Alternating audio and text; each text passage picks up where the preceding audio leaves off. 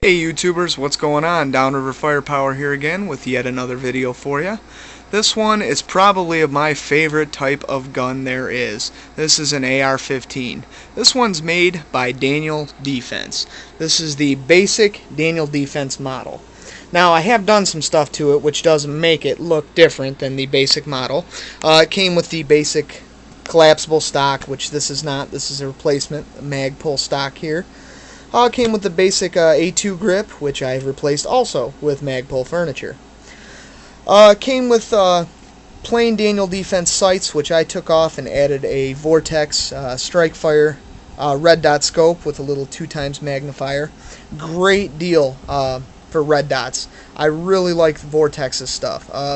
It's not as rugged as a EOTech, and it's not as cool as a Trijicon or anything like that, but it holds up really well, and it's a great sight.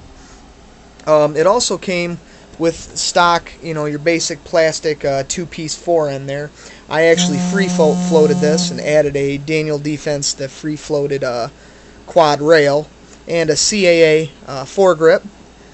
And you can see right here what happens when you do this to a brand new gun. You actually have to beat the bejesus out of these roll pins to get them to come out.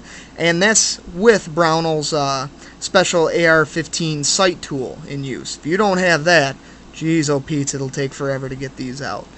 I also added a Yankee Hill flash hider here.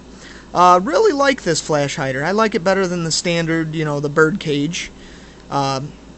Flash pressure flash hider, whatever you want to call it there. Came all ready to go. I bought the multi-tool from Brownell's for the AR. Pretty much gave me everything I needed to do all these jobs here.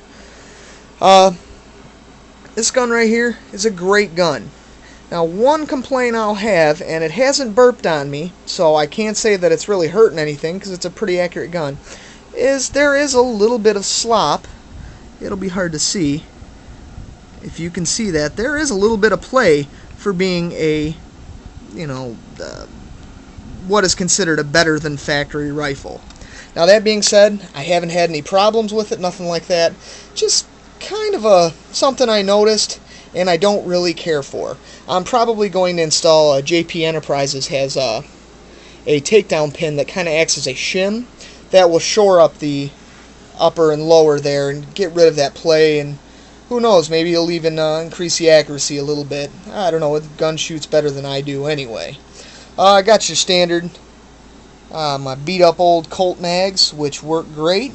Gun really doesn't like the nickel, the Bushmaster mags that I also have lying around here. This one does not like those, and neither does my Knight's Armament. So I don't know if it's just the specs or what, but I always say go with P mags or go with Colt mags.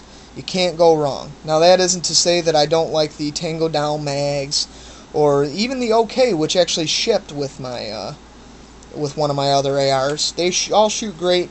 I just tend to trust these, the metal Colt mags with the green follower and the P mags much more.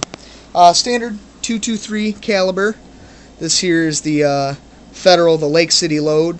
You can buy it by the 1,000 for right around $375. Pretty good pickup there, I'd say. Probably just going to get cheaper as well, I would hope. But if you like ARs and you don't mind doing a little bit of gunsmithing, I think Daniel Defense is probably one of the best pickups of a basic rifle you can get. Now, it is not a piston upper. It's not the super fancy, super tactical gun.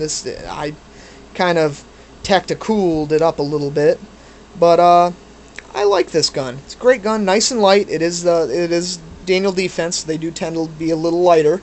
Recoil is a 223. Not really going to have a whole heck of a lot of recoil there regardless. But if you're looking for a good value in a gun that's not going to fail you, and you don't mind a little bit of play between the upper and lower, I say go for Daniel Defense. I like it a lot. It's worked for me just fine.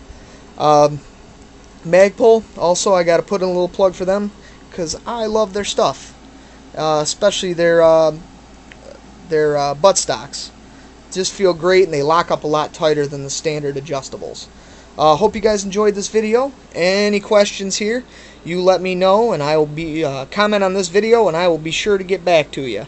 As always, please subscribe me if you're a new person looking at this, because you're going to get a lot more videos to come. I have a lot more in my gun collection, and I'm adding new stuff probably every month.